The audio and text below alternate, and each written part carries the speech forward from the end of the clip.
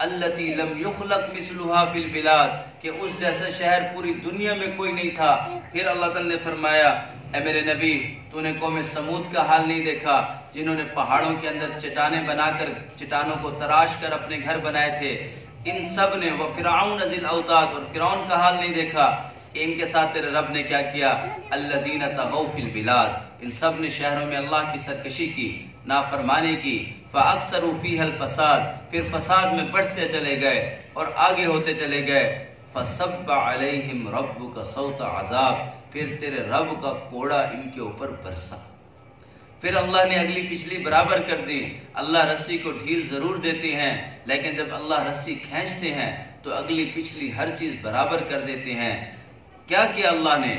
قوم عاد کے اوپر اللہ نے ہوا چلائی، فسخر علیہم سبع لیال وثمانیۃ ایام حسوما فترى القوم فیہا سرعا کأنہم اعجاز نخل خاویہ فہل تری لہم من باقیہ۔ کیا کیا اللہ نے؟ ایک ہوا چلائی،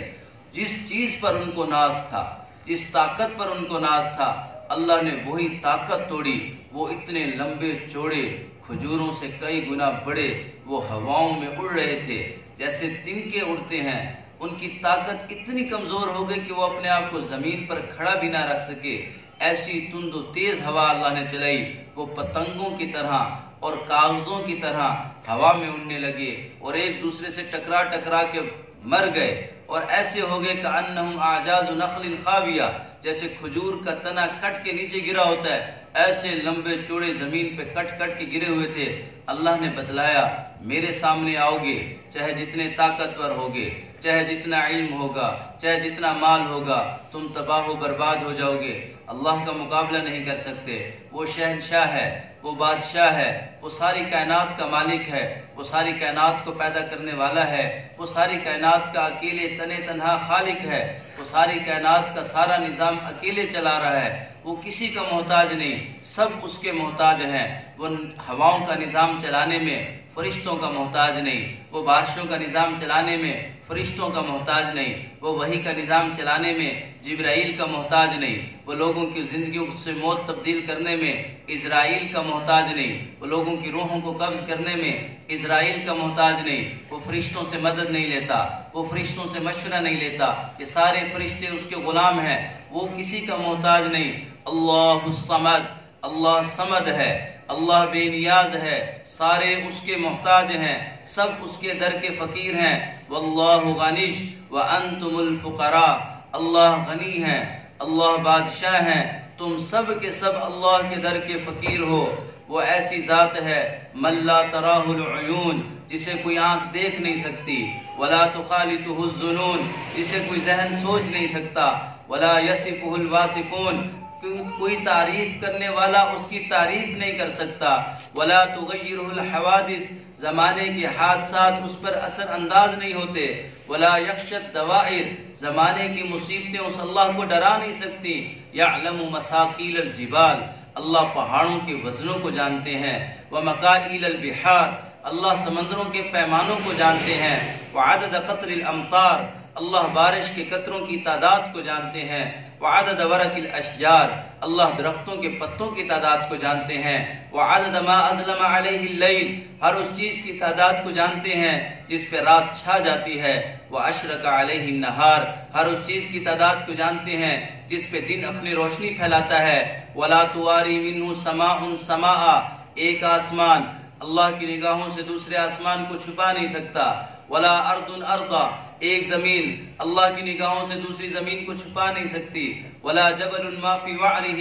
پہاڑ اللہ کی نگاہوں سے جو اس کی کوہ میں ہے اس کو چھپا نہیں سکتا، ولا بحر ما فی قعرہ، سمندر کی تہ میں کیا ہے اللہ کی نگاہوں سے اوجھل نہیں ہے، وہو علیم بذات الصدور، بلکہ وہ تو سینے کے رازوں سے واقف ہے، وہ تو دل کے بھیدوں سے واقف ہے، یعلم خائنۃ الاعین وما تخفی الصدور، وہ آنکھوں کی خیانت کو جانتا ہے، سینے میں کیا چل رہا ہے وہ اس کو جانتا ہے، سواء اللہ کے لیے برابر ہے، من اسر بالقول، اگر تم میں سے کوئی آہستہ بولے یا اونچا بولے اللہ کے لیے برابر ہے، کوئی گنگا دل میں بولے، کوئی خیال ہمارے ذہن میں آئے وہ ہمارے ذہنی خیالات کو بھی جانتے۔ موسیٰ علیہ السلام گزر رہے اپنی اہلیہ کے ساتھ، درد ذہن ہوا، موسیٰ علیہ السلام کوہ طور کی طرف آگ لینے کے لیے گئے، وہاں سے نبوت مل گئی۔ اللہ نے فرمایا اذهب الى فرعون انه طغى، موسیٰ فرعون کی طرف جاؤ، وہ سرکش ہو گیا ہے۔ تو موسیٰ علیہ السلام کو وہیں سے حکم ہوا بیوی کو چھوڑو، فرعون کی طرف جاؤ۔ تو دل میں خیال آیا، صرف زبان پر بات نہیں، دل میں خیال آیا بیوی اکیلی ہے اور ایسی حالت میں ہے اور بچہ پیدا ہونے والا ہے، ولادت قریب ہے، اس کو سردی لگ رہی تھی، میں اس کے لیے آگ لینے آئی ہوں، اور یہ پیچھے بیوی کا کیا بنے؟ اللہ رب العزت تو دلوں کے رازوں سے واقف ہیں۔ فرمایا موسیٰ اپنا ڈنڈا اس سامنے والے پتھر پہ مارو۔ موسیٰ علیہ السلام نے پتھر پہ مارا، وہ پتھر ٹوٹا، بڑا پتھر تھا، اس میں سے ایک چھوٹا پتھر نکلا۔ فرمایا اس پہ پھر مارو، پھر اس پہ مارا، پھر وہ بڑا پتھر ٹوٹا، درمیانہ پتھر، اس سے مزید چھوٹا پتھر نکلا۔ فرمایا اس پر پھر پتھر مارو، اس چھوٹے سے پتھر پہ ڈنڈا مارا، اس کے اندر سے کیڑا نکلا، 3 بڑے پتھروں کے بیچ میں 2 بڑے پتھر ایک چھوٹا، اس کے اندر کیڑا، اور اس کے منہ میں سبز پتا تھا، خشک پتا نہیں، سبز پتا تھا، اور وہ کیڑا کہہ رہا تھا سبحانہ من یرانی ویعرف مکانی ویسمع کلامی ویذکرنی ولا ینسانی، پاک ہے وہ ذات جو مجھے جانتا ہے، میرے مکان کو جانتا ہے، میری بات کو سنتا ہے، مجھے یاد رکھتا ہے، مجھے بھولتا نہیں ہے۔ اللہ نے فرمایا موسیٰ اگر ہم ان 3 پتھروں کے اندر اس کیڑے کو رزق دے سکتے ہیں تو تم تو ہمارے کام کے لیے جا رہے ہو، کیا ہم تمہیں بھول جائیں گے؟ اللہ کی ذات کو پہچانے۔ حاجی عبدالوہاب صاحب رحمہ اللہ فرماتے تھے پوری دنیا میں فساد کی وجہ بھی یقینی ہے۔ اگر اللہ کی ذات علی پر یقین آ جائے کہ سب کچھ کرنے والا ایک اکیلا اللہ ہے، اللہ کے علاوہ کوئی کچھ نہیں کر سکتا، یہ دلوں کا فساد، یہ بے یقینی کا فساد، یہ دنیا کا فساد، یہ سب ختم ہو جائے۔ اگر ہمارے دل میں یہ بات آ جائے سب کچھ اللہ کر رہے ہیں، سب کچھ کرنے والے اللہ کی ذات ہیں، اللہ کی ذات کو پہچانے میرے محترم بھائیوں، دوستوں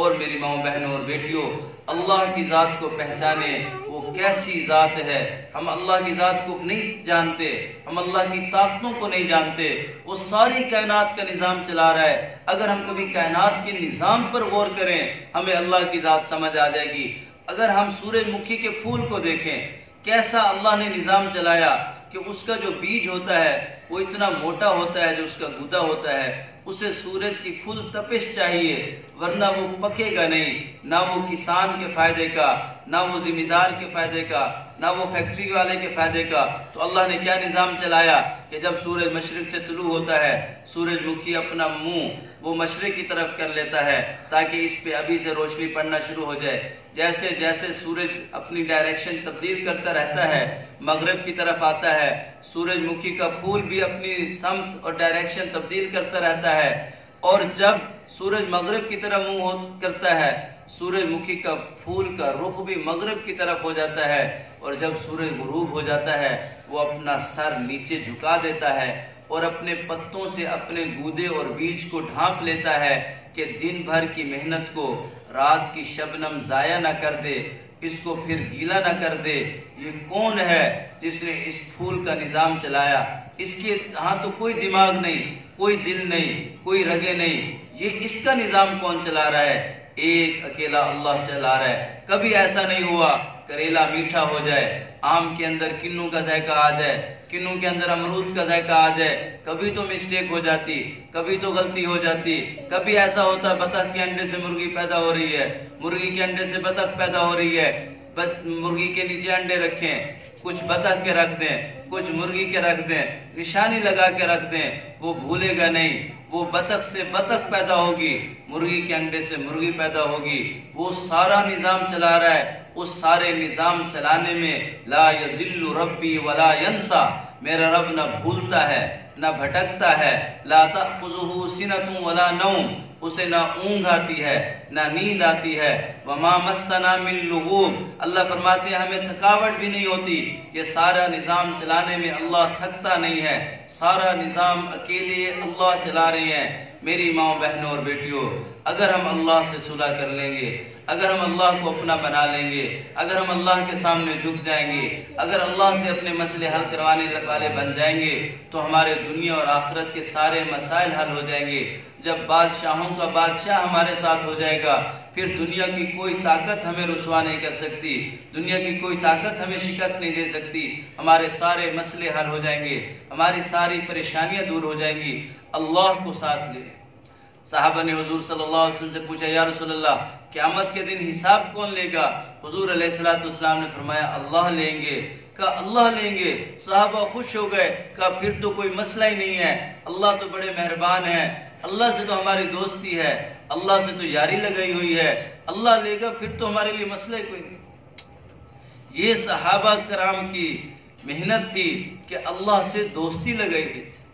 اللہ کے نام پر جان تک قربان کرنے کے لیے تیار تھے، حضور صلی اللہ علیہ وسلم کے نام پر اپنا سب کچھ قربان کرنے کے لیے تیار تھے۔ حضرت ابو دہدہ رضی اللہ عنہ حضور صلی اللہ علیہ وسلم کی خدمت میں بیٹھے تھے کہ ایک صحابی ہے اور آ کر عرض کی، یا رسول اللہ میرا ہمسایہ ہے، اس کی کھجور کا درخت میرے گھر کی طرف جھکا ہوا ہے، تو کھجوریں کچھ گرتی ہیں میرے گھر میں، میرے بچے وہ اٹھا کر کھانے لگتے ہیں، وہ شخص آتا ہے میرا ہمسایہ اور میرے بچوں کے منہ سے وہ کھجوریں نکال لیتے۔ یا رسول اللہ آپ ایسا کریں، اس سے اتنی اجازت دلوا دیں کہ جو گری پڑی کھجوریں ہوں، جو ہماری دیوار کی طرف گرتی ہیں، ہمارے گھر کی سائڈ میں کھجور دیوار کی پرلی طرف تھی اس مالک کے گھر میں، لیکن اس ہمسائے کے گھر میں کھجوریں گرتی تھی، یا رسول اللہ جو ہمارے گھر میں گرتی ہیں اس کی اجازت دلوا دیں کہ ہمارے بچے کھا لیں، وہ ان کے منہ سے نکالتا ہے، مجھے بڑی تکلیف ہوتی۔ حضور صلی اللہ علیہ وسلم نے اس شخص کو بلایا، وہ شخص منافق تھا، حضور صلی اللہ علیہ وسلم نے اس سے، مومن ہوتا تو کبھی بچوں کے منہ سے نہ نکالتا، حضور صلی اللہ علیہ وسلم نے اسے کہا بھائی میرے ساتھ ایک سودا کرتے ہو؟ اس نے کہا کیا؟ آپ علیہ السلام نے فرمایا اپنی کھجور کا یہ درخت مجھے دے دو، میں تمہیں جنت میں اس کے بدلے اللہ سے درخت لے کے دوں۔ اس نے کہا یا رسول اللہ یہ درخت مجھے بڑا پسند ہے، میرے بچوں کو بہت پسند ہے، آپ کوئی اور کہتے تو شاید میں دے دیتا، اس کی معذرت۔ آپ علیہ السلام خاموش ہو گئے، حضور کو انکار کر دیا اس نے دینے سے۔ ابو دہدہ اس مجلس میں بیٹھے تھے، وہ شخص جیسے وہ منافق باہر نکلا، حضرت ابو دہدہ رضی اللہ عنہ اس کے پیچھے گئے اور اس سے کہا اپنی کھجور کا درخت مجھے بیچتے ہو؟ اس نے کہا میں نے اللہ کے نبی کو نہیں دیا، میں تمہیں کیسے دوں؟ تو حضرت ابو دہدہ نے کہا میں تمہیں منہ مانگی قیمت دوں، جو تم قیمت کہو گے وہ دوں۔ کہا اچھا اپنا کھجوروں کا باغ مجھے دے دو، 600 کھجوریں اس باغ میں۔ کہا مجھے کھجوروں کا باغ دے دو، اس کے بدلے ایک کھجور لے۔ تو حضرت ابو دہدہ رضی اللہ عنہ نے کہا دیکھو سودے سے پھرنا نہیں، مکرنا نہیں۔ یہ بات تو اس کو کہنی چاہیے تھی منافق کو، یہ حضرت ابو دہدہ کہہ رہے ہیں سودے سے پھرنا نہیں۔ انہوں نے کہا میرا دماغ خراب ہے، مجھے ایک کے بدلے 600 کھجوریں کو باغ مل رہا ہے، اس میں حضرت ابو دہدہ کا گھر بھی تھا، زمین بھی تھی، جائیداد بھی تھی، وہ اس نے کہا میں کیوں پھروں گا، مجھے تو اتنا اچھا سودا ہو رہا ہے میرا۔ تو حضرت ابو دہدہ نے کہا وہ سودا منظور ہے۔ کہا ٹھیک ہے۔ تو وہیں سے واپس گئے، حضور کے پاس نہیں گئے، پہلے اپنے گھر گئے، باغ کے اندر داخل نہیں ہوئے، باغ سے باہر کھڑے ہو کر کہا یا ام دہدہ اخرجی من متاعک، اے دہدہ کی ماں